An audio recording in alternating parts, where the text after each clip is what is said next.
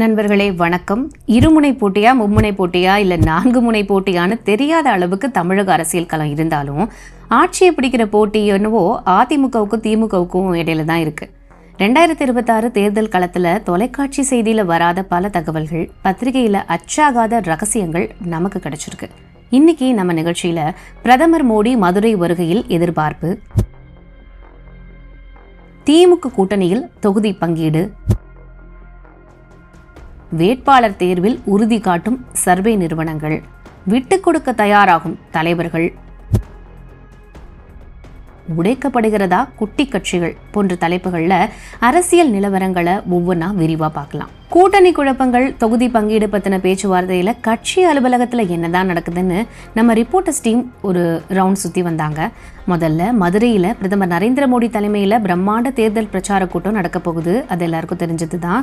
பாஜக அலுவலகத்துல என்ன ஏற்பாடுகள்னு நம்ம சோர்ஸ் மூலமா சில தகவல்களை சேகரிச்சோம்.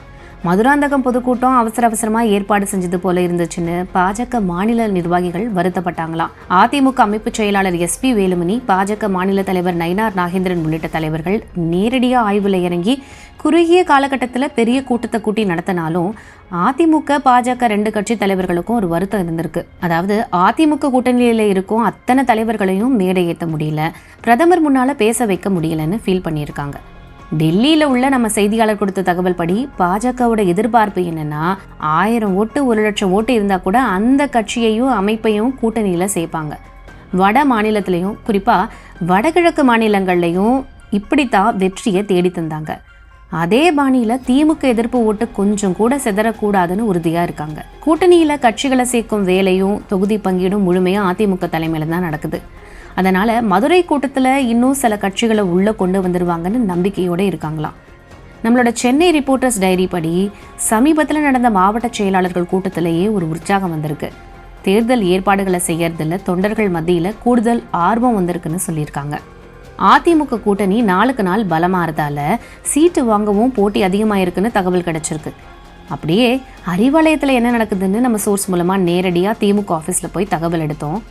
அறிவாலயத்தோட முடிவுகள் எல்லாமே சத்தியமூர்த்தி பவன் முடிவுகளுக்காக காத்திருக்குதுன்னு சொன்னாங்க. அப்படி என்ன முடிவு? கூட்டணிக்கு தலைமை திமுக தானேன்னு கேட்டோம். அறிவாலயத்தை உடன்பிறப்பு ஒருத்தரே அங்க நடந்த விவரங்களை நம்ம வாட்ஸ்அப் கால்ல டீட்டெயிலா எடுத்து சொன்னாரு. காங்கிரஸ் முடிவை சொன்ன பிறகுதான் மத்த கட்சிகளோட தொகுதி பங்கீடு பத்தி பேச முடியும்னு திமுக காத்திருக்காங்களாம். சத்தியமூர்த்தி பவன்ல செல்வ பெருந்தகை, ப. சிதம்பரம், கார்த்தி சிதம்பரம், பீட்டர் அல்போன்ஸ், தங்கபாலு மாதிரியான தலைவர்கள் ஒரு பக்கமும், மாணிக்கம் தாகூர், ஜோதிமணி, திருநாவுக்கரசர், KS அழகிரி, சசிகாந்த் செந்தில், சுதா, ராஜேஷ்குமார் உள்ளிட்ட தலைவர்கள் ஒரு பக்கமும் இருக்காங்க. திமுக கூட்டணி வேணும் வேணான்னு பேசுற பேச்சை விட விஜய் கூட்டணிக்கு போகணும்னு காங்கிரஸ் கட்சியில 50 வயசுக்கு குறைவான தலைவர்கள் ஆசைப்படுறாங்களாம்.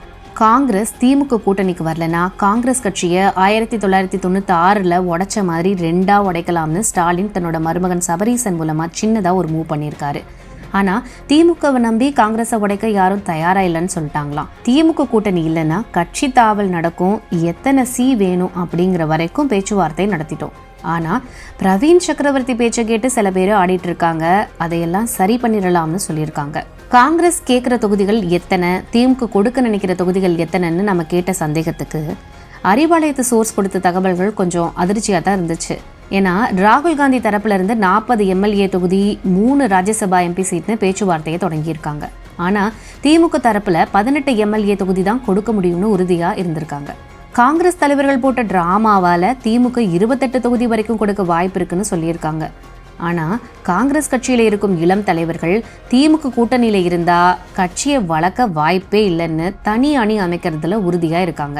திமுக கூட்டணி பேச்சுவார்த்தை நடத்த தனியா குழு அமைக்க போறாங்கன்னு கனிமொழி பேட்டி கொடுத்திருக்காங்க. அந்த குழுவுல யாரெல்லாம் இருக்காங்கன்னு கேட்டதுக்கு திமுகவுக்கு நெருக்கமான சீனியர் ஜேர்னலிஸ்ட் பல தகவல்களை நமக்கு கொடுத்தாரு. அதாவது திமுகவுக்கு பொருளாளர் TR பாலுவா இருந்தா கூட கூட்டணி கட்சிகளோட கணக்கு வழக்கு, வரவு செலவு எல்லாத்தையும் வேலு தான் பாக்குறாரு. தேமுதிகவை கூட்டணிக்குள்ள கொண்டு வர பல கட்ட பேச்சுவார்த்தையை வேலு டீம் நடத்தியிருக்காங்க. ஆனா எதுவும் சரிப்பட்டு வரலன்னு சொன்னாங்க.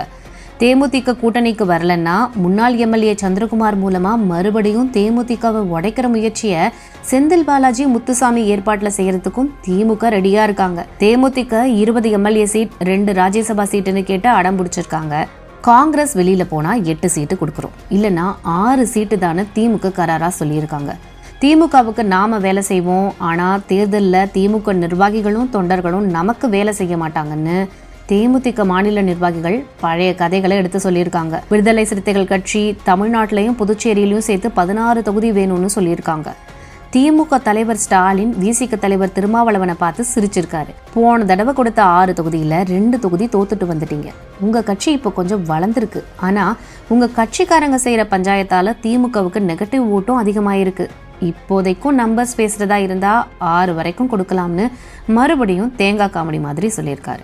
சோசியல் மீடியாவில் அவ்வளோ விமர்சனங்கள் வந்தாலும் நேரடியாக கிராமங்களில் மக்கள் திட்டினா கூட திமுகவுக்காக, திமுக தலைவர் ஸ்டாலினுக்காக கூடவே இருக்கும் எங்களுக்கு, இதுதான் மரியாதையான்னு திருமாவளவனுக்கும் வருத்தம் இருந்தாலும் வெளியில காட்டிக்கலையாம்.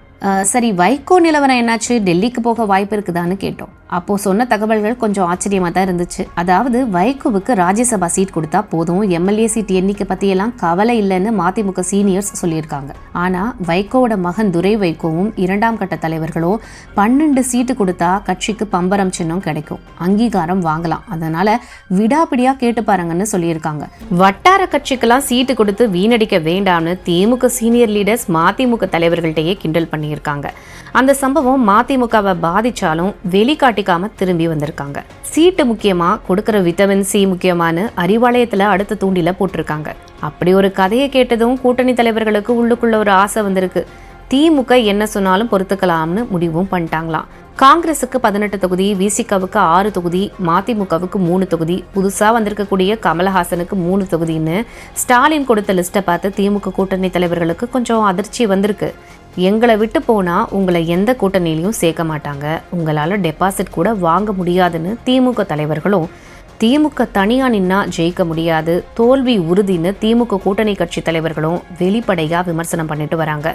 தேர்தல் நெருக்கத்துல மான மரியாதை தான் முக்கியம்னு யாராவது நினைச்சா திமுக கூட்டணியை விட்டு வெளியில போயிடுவாங்கன்னு அறிவாலயத்து உடன்பிறப்புகளே பத்திரிகை நண்பர்கள்ட்ட கிசுகிசுத்திருக்காங்க. அரசியல்ல உண்மையா என்னதான் நடக்குது தெரிஞ்சுக்க நாளை நமதே சேனலை சப்ஸ்கிரைப் பண்ணுங்க.